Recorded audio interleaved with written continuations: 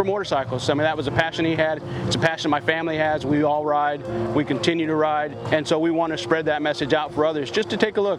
Just keep aware that they're out there. There's too many accidents happening. We've reported this before. Motorcycle fatalities are on the rise in Texas. TxDOT says bikers are more vulnerable on our roadways, with a total of 562 reported motorcyclist deaths in 2022. TxDOT has been campaigning to raise awareness of this issue, and as Austin's family, friends, and other bikers do the same, the hope is to amplify the sounds of their plea with a reminder that's clear, simple, but often overlooked. Be considerate on the roads, be aware, and watch out for motorcycles. You can get into blind spots a lot smaller than the vehicle. I understand that. If you ride, you know it's going to happen, unfortunately, and that's part of it. You know that, and we expect that. But again, just that little bit of time to take a look might make the difference. Reporting from Corpus Christi, Michelle Lorenzo, Chris 6 News. Some very important reminders of everyone paying attention to everyone on the roads. Well, the billboard will be up for the entire month of June.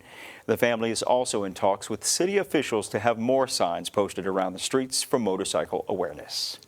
Now, your Chris 6 weather forecast. Seen quite a bit, actually, more than I think I remember seeing last year. We see a lot of people that are coming with dehydration, but not just kind of, regular dehydration, if that makes sense. Some where it's actually causing injury to their kidneys.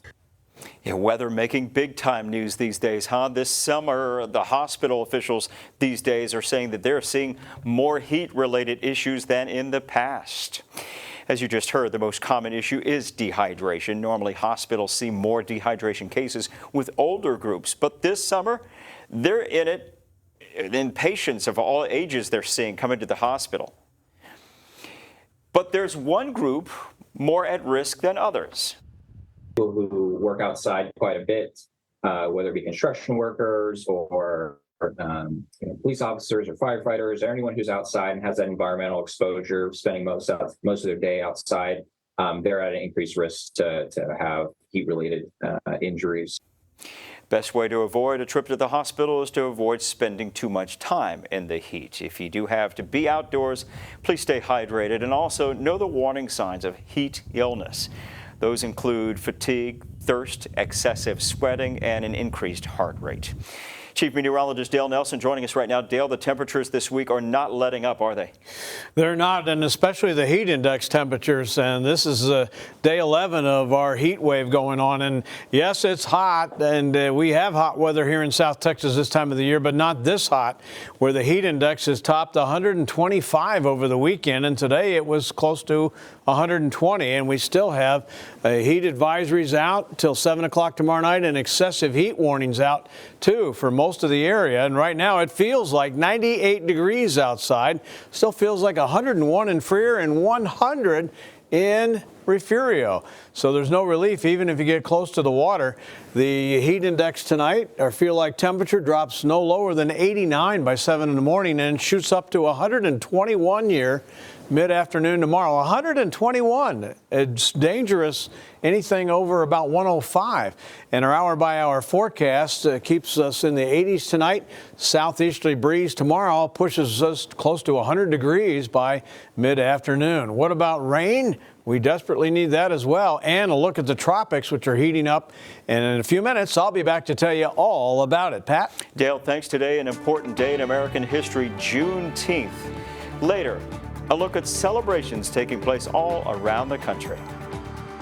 But last week, we had Thursday and Friday and Saturday, we had multiple suicide attempts. We had close to 15 in those 3 days. But next, the alarming jump of suicide cases among teens and the advice that could prove life-saving. You're watching Chris 6 News at 10. Welcome back. According to the CDC, in 2021, suicide rates within children and young adults from ages 10 to 24 in the United States were the highest in decades. Our Althea Castro de la Mata looks at the local impact and the help available right now for those that need it. He had already been saying that he didn't want to be here no more. Ashley Ramirez's oldest son, Adrian Guerrero, took his life back in March of this year. Adrian just wasn't himself that day. The day before, he wasn't really himself either. But that day was a really, really bad day. Adrian was 19 years old, and Ramirez says he had been battling depression for quite some time. He was always an upbeat kid. 2 years ago, Adrian started fighting depression really, really bad. His best friend passed away unexpectedly 3 weeks before they were supposed to graduate from high school. According to the CDC, suicide rates were the second leading cause of death for children and young adults in 2021. Lisa McKenna, health manager at Driscoll Children's Hospital, says they've seen an increase in cases recently. We didn't think, unfortunately, that we would see it this early in the summer, but last week we had Thursday and Friday and Saturday, we had multiple suicide attempts. We had close to 15 in those 3 days. McKenna says it is also important to make sure your kids are not isolated. She says making sure they are involved in different activities is a great way to lift their spirits. They're on social media, they're comparing themselves. There's all kinds of filters and things, and like I mentioned before, you know, it looks like everyone's out there having fun and having a great time, and you're home alone. What are we supposed to do as a parent? Like, we need help, and we're asking for the help, but we're not receiving the help. So time's crucial. This is why Ramirez recently started the Adrian Lee Foundation, a nonprofit organization. This place is going to be their safe place for them to come in and talk to somebody, meet other kids or teens, young adults that are going through the same thing, and make a friend. Ramirez says it's important to listen to your kids and understand what they are going through. As a parent, you love each one of your kids, and just one of them being gone, it hurts, and it's not ever the same. In Corpus Christi, Altea Castro de la Mata, Chris 6 News. To learn more about the Adrian Lee Foundation, you can just go to our website, christv.com. Listen, this is so important. If you or someone you know may be in need of help right now, the number for the National Suicide and Crisis Lifeline is 988. Just remember 988. We'll be right back. You're watching Chris 6 News at 10. Yeah, you just heard that, although it was for like a second, but you can hear those winds and the rough surf over in this video from Panama City, Florida. These fishermen jumped into action. They saved people trapped inside that houseboat right there. It capsized. At one point, you could see a man just jump into that water right there and breaking the glass of that houseboat just to help get those trapped people out. It was a race against time and the conditions. Glory be to God, man. He put us in the right place at the right time. I've never been super religious, but today was just a super eye-opening moment for me, and I just feel like divine intervention puts you in the right place at the right time. The three people from that houseboat and another person from a nearby pontoon were all rescued safely and brought back to shore. Now, your Chris 6 weather forecast. Yeah, those people were caught in some strong thunderstorms this afternoon near Miami, and that area of the Sunshine State had temperatures in the mid-70s this afternoon, while we were pushing high temperatures in the upper 90s here. And also in Robstown, it was 106 in Orange Grove and Kingsville, but 112 in Falfurrias and Hebronville, 106 in George West, and look at Cotulla at 116. That's where our water supply is located out there. Not good. So far this month, we've only had 2 days, actually, surprisingly so, of 100 degrees this past Saturday, and the previous Sunday prior to that, 100.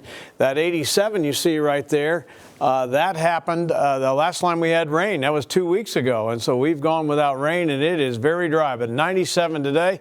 Right now we're at 84 with a moderate breeze at 15 miles an hour. Very muggy outside. 90 still in George West, with 80s elsewhere across the region, including 85 in Refugio and 84 in Rockport.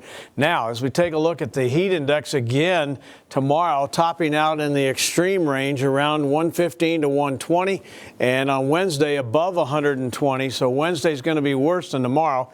Take a look. It's going to be bad tomorrow, 117 mid-afternoon, and then as we roll into Wednesday, 121. Are you kidding me? And 124 in Kingsville late afternoon on Wednesday and Thursday. It gets worse. I saw 120 there before it backs off to 110 at 10 o'clock at night. General idea of what's going to happen, but here's the real deal. That's why we've got these heat advisories and excessive heat warnings out through 7 o'clock tomorrow night. They'll be extended tomorrow night into Wednesday and Thursday too. We've got these high clouds spreading over from storms that were in the hill country tonight.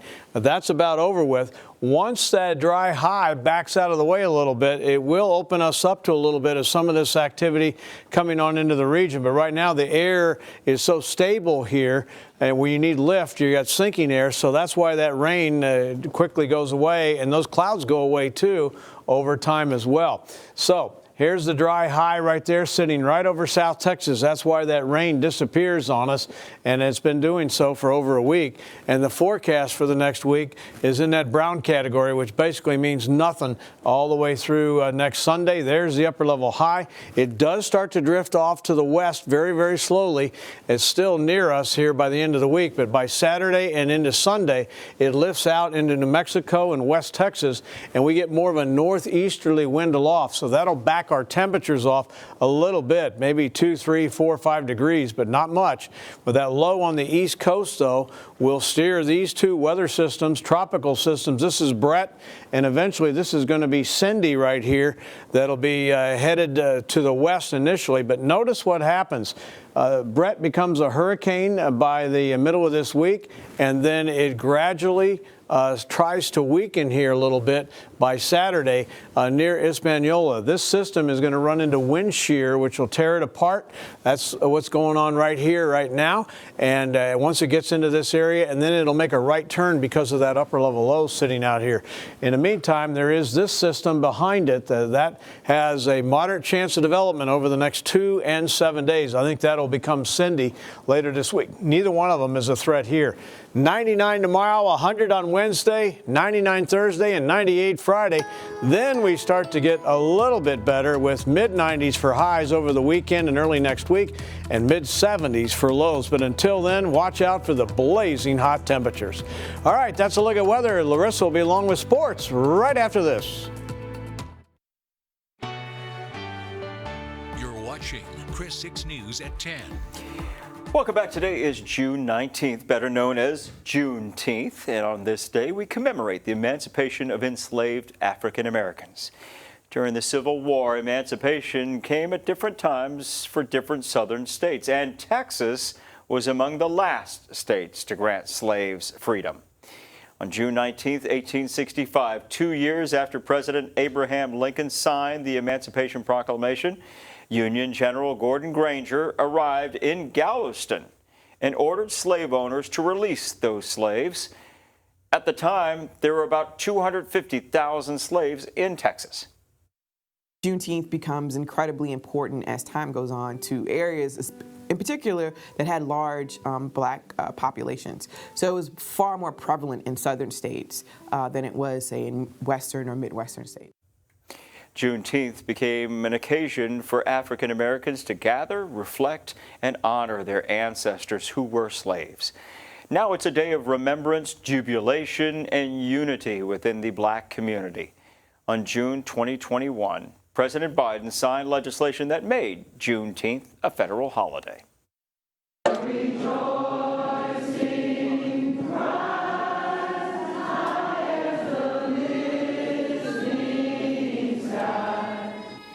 That's a site out of Galveston where Juneteenth started. This Juneteenth celebration was held today. A lot of singing and a reenactment was held there.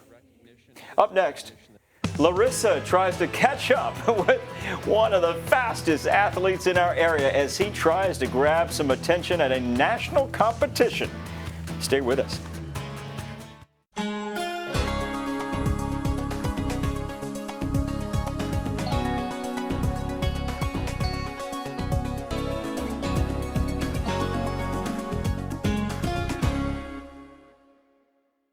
Whether you're buying your first home or your forever home, Randolph Brooks Federal Credit Union is here for you every step of the way. We've helped thousands of Texans buy new homes with lower rates and fewer fees, putting more money in your pocket. not ours. Let us help you navigate the home buying process with mortgage loan options that meet your needs. Get pre-qualified today. Apply at rbfcu.org.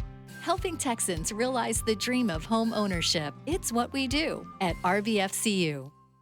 I am never leaving this spot. Never. Mowgli, dinner? No, I'm solid, thanks. How about a cookie? Tempting, but no. Huh?